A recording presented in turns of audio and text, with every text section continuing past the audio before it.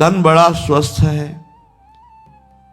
खूब सुख सामग्री है, पर मन असंतोषी है, पापाचरण का संकल्प करने वाला है, भगवद विमुख चिंतन करने वाला है, वो हर समय जलता रहेगा। व्यर्थ की सोच, समय को नष्ट करना, संकल्प विकल्प करके गंदी बातों का चिंतन करना, मानो दुख का बीज बोना है। अब मन या तो प्रभु में लगेगा या जगत में लगेगा, जगत में लगेगा तो भोगों में लगेगा, भोगों में लगेगा तो पाप बुद्धि होगी, पाप बुद्धि होगी तो दुर्गति, दुख, विपत्ति, संकट, एक क्रम है। हमारा मन प्रभु में लगा हो और तन में गलित कुष्ठ हो, कीड़ा पड़ गए हो, तो भी कोई फर्क नहीं पड़ता। मान लीजिए, अभी मान लीजिए आपका शरीर स्वस्थ है तो मन को प्रभु में लगाने का अवसर है। आप बहुत कृपा पात्र हैं प्रियालाल के, उनकी कृपा को ठुकराइए नहीं। यदि आपका शरीर स्वस्थ है तो आप सोचिए, आप आसन में बैठकर बहुत अनुष्ठान पूर्वक मंत्र जप सकते हैं। आप एक आसन में बैठकर पूरी चतुरासी जी का गान कर सकते हैं। आप एक आसन में बैठकर श्रीमद राधा सुधा निधि का गान करके प्रियालाल को रिझा सकते हैं। आपका शरीर स्वस्थ है तो आपकी साधना उत्तम बन सकती है। अब शरीर अस्वस्थ है, भगवदाकार बुद्धि है, कोई परेशानी नहीं। नहीं तो शरीर जब अस्वस्थ होता है ना, तो ये मन, ये इंद्रियां, ये बुद्धि इसी शरीर में आसक्त हो जाती है। बस हाय हाय, क्लेश, चिंता, शोक यही बना रहता है। इसलिए यावत स्वस्थ विदम कलेवरम। बुद्धिमान वही है कि आग लगने के पहले आग बुझाने की भी व्यवस्था रख ले। आग लगने पर कुआं खोदना मूर्खता है। ऐसे ही शरीर रोग ग्रसित हो जाए, फिर सोचो मेरा मन भगवदाकार हो जाए, तो ये मूर्खता, फिर नहीं लगेगा।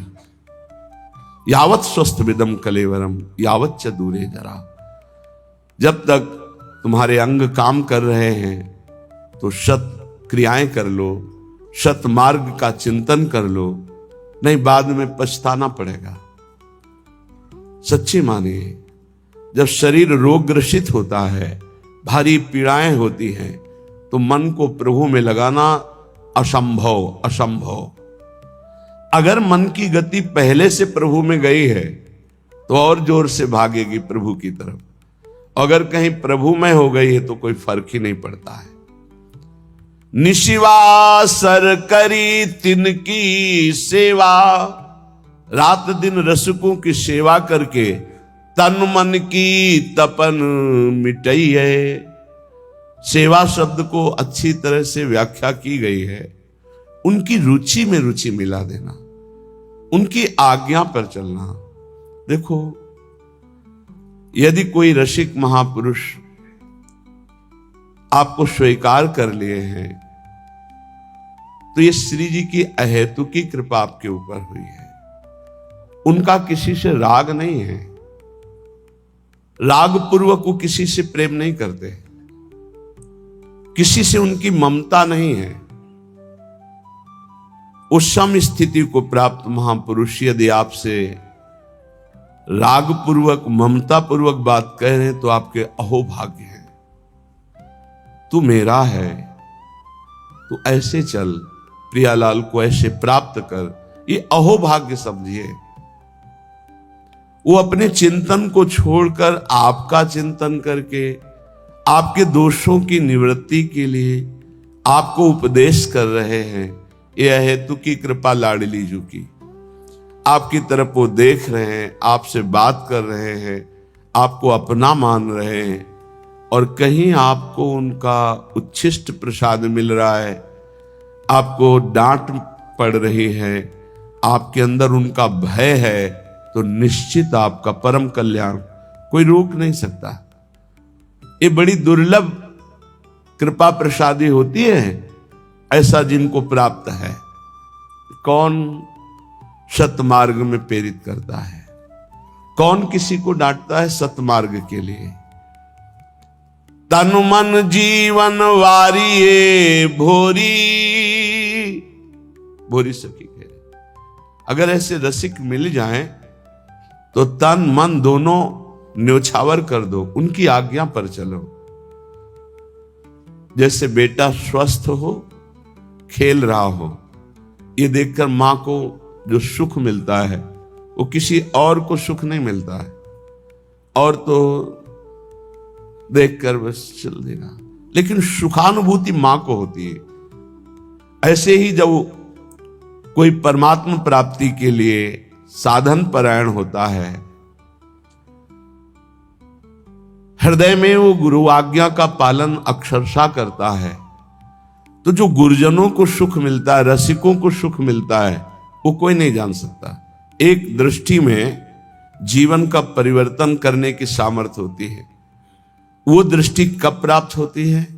जब वो संपूर्णतया ये जान लेते हैं कि आप उनकी आज्ञा में हैं, आप उनके हैं, आप एक अक्षर भी उनकी आज्ञा का उल्लंघन नहीं करते, तो हृदय में एक आह्लाद होता है। उसी आह्लाद स्थिति में जब श्री जी के सुमिरन में गाढ़ चिंतन में होंगे, उस समय जब आपका चिंतन कर लेंगे तो आप निहाल हो जाओगे, आपके जीवन का परिवर्तन हो जाएगा। रसिक महापुरुषों की कृपा जानते हो कैसे होती है? जो एकांत में प्यारे जू की सेवा में होते हैं भाव देह से, और उस समय जिसका चिंतन कर ले बेड़ा पार हो गया। उस समय जिसका चिंतन कर ले, उस समय उसी का चिंतन प्रियाजू देती है।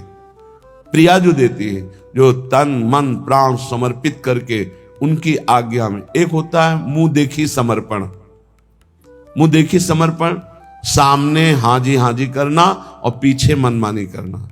और एक होता है जीवन समर्पण, वो देखे ना देखे, बोले ना बोले, माने ना माने अपना, लेकिन हमें उनकी आज्ञा का पालन करना है। ऐसे का स्मरण होता है प्रियालाल की। जब मानसिक सेवा में रसिक महापुरुष होते हैं तब ऐसों का स्मरण, और उस समय जो शीतलता होती है, वही शीतलता आशीष बनकर उस जीव का परम मंगल कर देती है जो उनकी आज्ञा पे चलते हैं। भूरी सखी कह रहे, तन मन जीवन वारिये भोरी, आखिन माही बसइये, निशिवासर करी तिनकी सेवा, तन मन की तपन मिटइये। भूरी सखी कहती है, यदि भगवत कृपा से ऐसे रसिकों का संग मिल जाए, तन मन जीवन सब कुछ न्योछावर कर दे उनके ऊपर, अर्थात उनकी आज्ञा पर चले, आखिन माही बसइये। मेरे नेत्र अगर ध्यानस्थ हैं तो गुरुदेव के रसिक गुरुदेव के ध्यान में मगन है। देखो, वो अपने शरीर का राग मिटाने के लिए ऐसा उपदेश करते हैं कि शरीर से राग मत रखो, लेकिन आप ध्यान रखना, इसी शरीर से प्रियालाल का उपदेश हुआ है, इसी शरीर से गुरु मंत्र मिला है, इसी शरीर से आपको सतमार्ग के सिद्धांत मिल रहे हैं। तो ये शरीर आपकी भगवत प्राप्ति कराने की वृत्ति में समर्थ है। ध्यान मूलम गुरु मूर्ति, ना कि गुरु तत्व। एक बात हम ही कहते हैं और एक बात यही है, ध्यान मूलम गुरु तत्वम नहीं, गुरु मूर्ति। बड़ा चमत्कार है। अगर स्नान करते समय गुरु चरणों का ध्यान करके ऐसे जल डाला जाए तो संपूर्ण तीर्थों के अवगाहन का उसे बिना प्रयास के फल मिल जाता है। घर से चरण निकालते ही गुरुदेव के चरणों का ध्यान करके निकलो, कोई विघ्न छू जाए तो हमें बता देना। गुरुदेव के चरणों का ध्यान किया, गुरुदेव के चरणों का प्रणाम किया और चल पड़े अपने ऑफिस, अपने कार्य के लिए या जिस हेतु से। कोई विघ्न आपको रहे, सारे विघ्नों का नाश इनके चरणों के स्मरण मात्र से हो जाता है। आप गुरु मंत्र जप रहे हैं, गुरु को सानिध्य में ले आइए भाव से। हमारे गुरुदेव उच्च आसन पर बैठे, मैं उनके चरणों में बैठा हुआ, अगर ऐसा भाव न बने तो छवि रख लीजिए, एक रुमाल बिछा ली, गुरु की छवि विराजमान कर ली। गुरु के सानिध्य में जो जप होता है अनंत कोटि गुना बढ़कर होता है।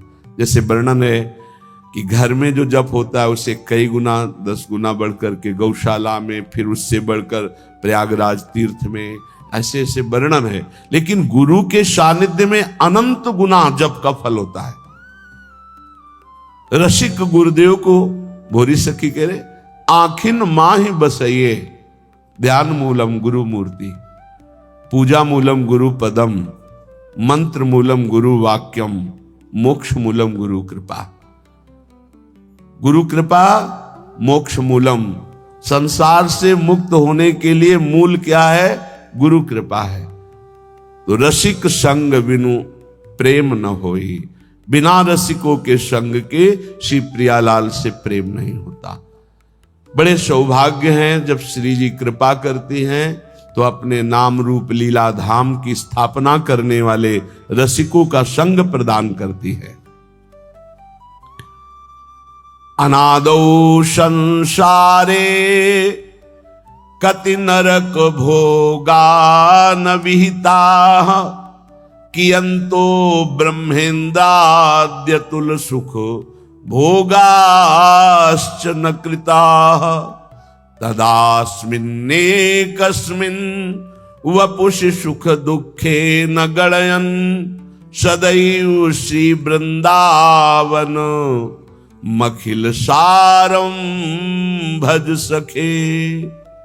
हे सखे, हे मित्र,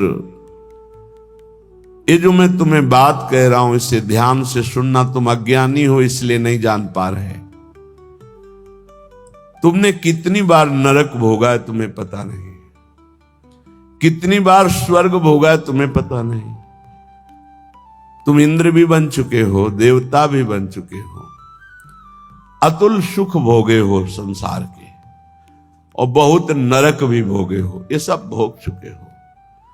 इन काम क्रोध लोभ ने बड़ा तिरस्कार तुम्हें किया है, बड़ा तिरस्कार।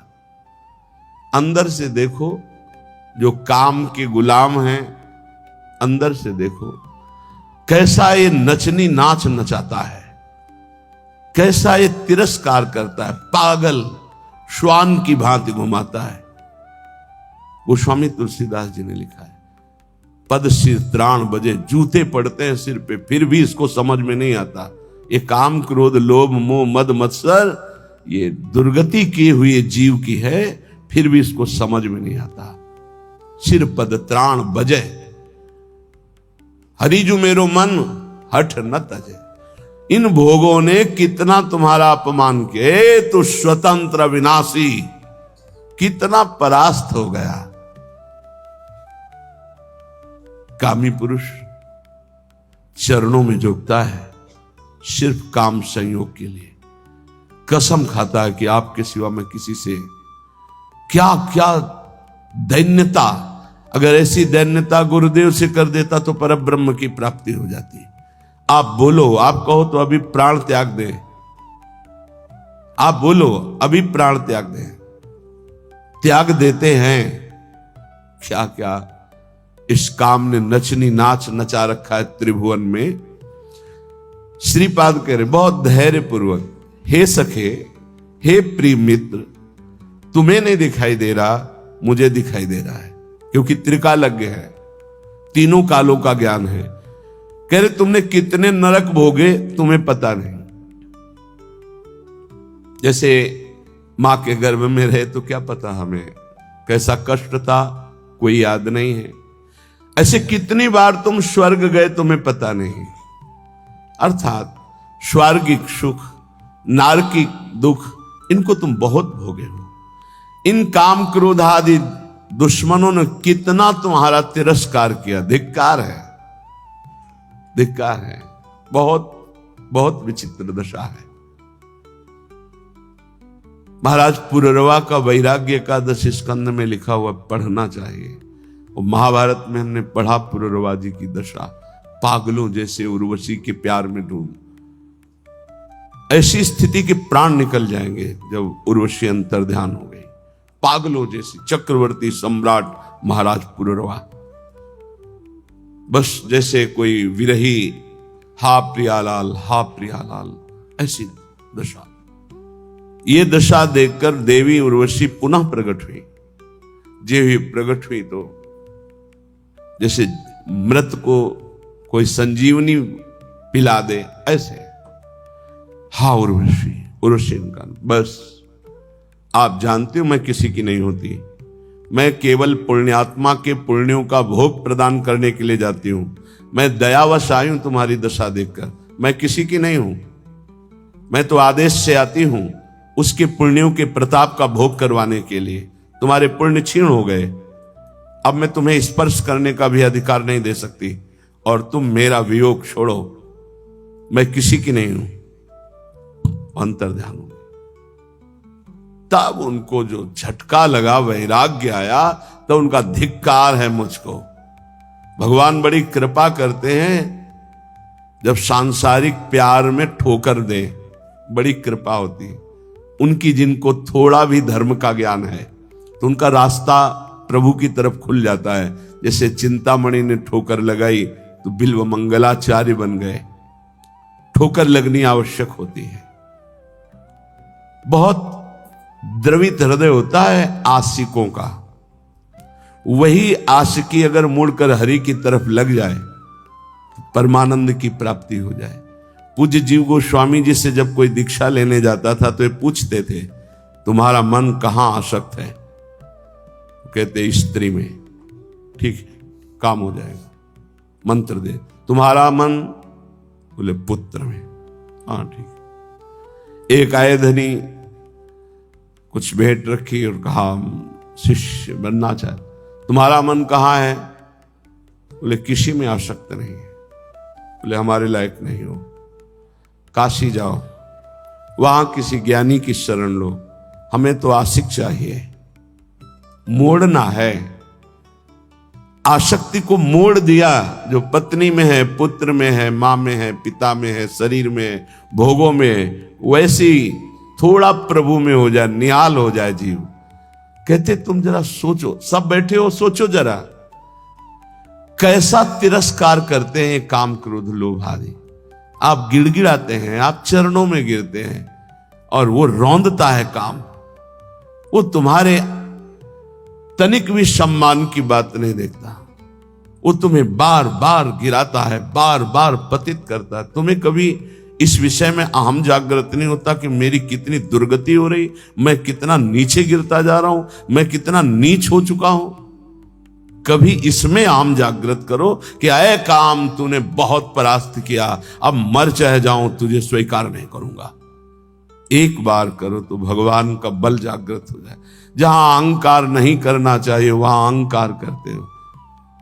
गुरुजनों से, पूज्यजनों से, शास्त्रवेत्ताओं से, भगवत प्रेमियों से यहां दैन्यता, यहां गिड़गिड़ाओ, यहां बार बार अपने अहंकार को गिराओ तो यहां मंगल हो जाएगा। लेकिन नहीं, यहां अहम दिखाओगे और वहां काम की गुलामी में गिड़गिड़ाओगे।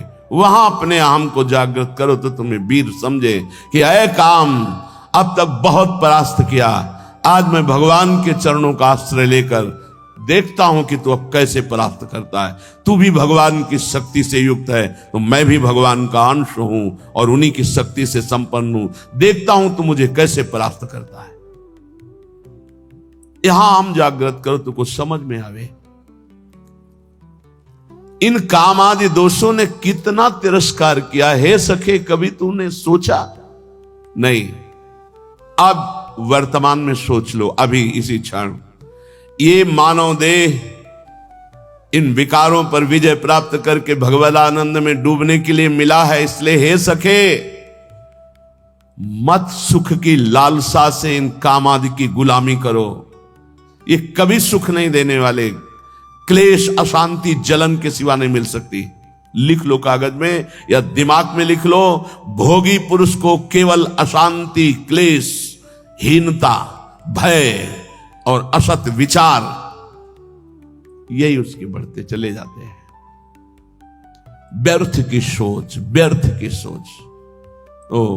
Over thinking. ये पूछ रहे थे कि ये ओवर थिंकिंग कैसे जाएगी? भगवान के आश्रित होकर नाम जपने से, ये कामादि दोषों की गुलामी से, ये व्यर्थ चिंतन, इसे हिंदी भाषा में व्यर्थ चिंतन, वही तुम व्यर्थ का चिंतन करते हुए भयावह अंदर वृत्ति जागृत, घबराहट होना, चिंता होना, शोक होना, ये अपने आप बढ़ते जाएंगे, क्योंकि तुमने असत भोगों का दासत्व स्वीकार। एक कभी अहंकार जागृत करो, हम कहते हैं जागृत करो, घमंड करो इस बात का कि हम प्रियाजू के हैं, हम प्रभु के हैं, अब तुम विकार मुझे कैसे परास्त कर। नहीं, गुरुजनों से आंख टेढ़ी करके देख सकते हो, लेकिन विकारों से नहीं। ये आप अंदर देख लो, बैठे हो अपने सब, जैसा वो कहेंगे वैसे ही तुम्हें घुटने टेकने होंगे, वहां अहंकार तुम्हारा नहीं दिखाई देता। बहुत हुआ, अब नहीं, कभी ऐसा नहीं सोचते हो। अगर सोचोगे भी तो एक ही धोबिया पछाड़ मारेगा, काम की मुंह भरा गिर जाओगे। अगर बचना है तो हरिनाम बल, राधा राधा राधा राधा और महापुरुषों के चरणों का आश्रय। कह रहे परम सार श्री वृंदावन में आ जाओ, रसिकों का संग करो, नाम बल जागृत करो और इन विकारों की गुलामी से मुक्त हो जाओ। बहुत बार स्वर्ग भोगे हो, बहुत बार नरक भोगे हो। कहे कि अंतो ब्रह्मेंदाद्यतुल सुख भोगाश्चन कृता, तुमने ब्रह्म सुख, ब्रह्मा का सुख, इंद्र का सुख, देव सुख सब भोगे। और अनादौ संसारे कति नरक भोगान विहिता, ये अनादि है, कब से हुआ कोई पता नहीं, कितनी बार नरक भोगा तुमने। अभी भोगों का तिरस्कार सह रहे हो, काम क्रोध आदि की गुलामी में फंसे हो। अरे जागृत हो, तू अविनाशी का बच्चा है, तुझे कोई नहीं परास्त कर सकता। शरीर भाव में आने के कारण तेरी दुर्गति हो गई। उठ, अपने स्वरूप को जान, इसीलिए मानव देह मिली है। श्री वृंदावन वासी पाद रजसा सर्वांगमा गुंठयन, श्री वृंदावन में कमुज्ज्वल तमम पश्यन समस्तोपरि, श्री वृंदावन माधुरी भिरनिशम श्री राधिका कृष्णयो रप्यावेश मनुस्मरन न दिवस श्रीधाम वृंदावनम। कैसे शरीर पावन हो, मन पावन हो, मेरा पवित्र हम कैसे हो जो मैं निर्विकार हो जाऊं। कह रहे जो वृंदावन के प्रेमी रसिक जन हैं, ब्रजवासी जन हैं, इनकी चरण धूलि में लौट जाओ, इनकी चरण रज रोज शरीर पे लगाओ। श्री वृंदावन वासी पाद रजसा सर्वांगमा गुंठन, बहुत बड़ी वस्तु है ये वही पकड़ सकता है जिस पर श्री जी की अहेतु की कृपा है। भरत जी जो जड़ भरत जी के रूप में है, उन्होंने यही कहा, बिना महत्पाद रजोभिषेकम, बिना महापुरुषों की चरण रज से अभिषिक्त हुए ये ब्रह्म बोध नहीं प्राप्त होता। प्रहलाद जी ने भी कहा, जब तक अकिंचन भगवत प्रेमी महात्माओं की चरण रज में अभिषेक नहीं होगा, तब तक मेरी जैसी मति है ऐसी हरि में नहीं होगी। नैषाम मति तावदुरुक्रमांजु। यहां श्रीपाद कह रहे हैं, काम क्रोध आदि पर विजय प्राप्त करने के लिए, समस्त भोगों पर विजय प्राप्त करने के लिए, समस्त दोषों का तिरस्कार पूर्वक त्याग करने के लिए क्या करो? बोले श्री वृंदावन वास पाद रजसा सर्वांग मा गुंठयन। कोई अंग न बकाया रहे, पूरे शरीर में वृंदावन की रज लगाओ। ये चिकनी चमड़ी रजोगुण पैदा करके भोगों में फंसाती। मान लीजिए हमारी प्रार्थना, जितना शरीर को सुकुमार करोगे, साबुन लगाओगे, चिकना करोगे, उतना ही मन गंदा होगा। लिख लो दिमाग में, शरीर राग त्यागी ही भगवत अनुरागी होता है।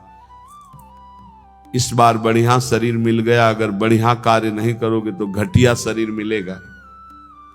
न जाने कितने पशु पक्षियों को क्या क्या पीड़ाएं सहनी पड़ती, क्या क्या कष्ट सहना पड़ता है, कैसे।